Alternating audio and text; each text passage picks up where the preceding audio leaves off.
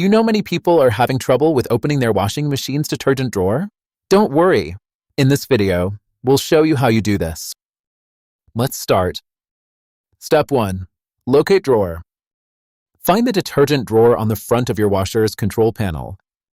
Step 2. Press lever. Press the release lever gently to unlock the drawer from its slot. Step 3. Pull open. Slowly pull the drawer out towards you to open it fully. Step 4. Remove inserts. Remove any inserts if you need to clean them or for better access. Step 5. Secure drawer.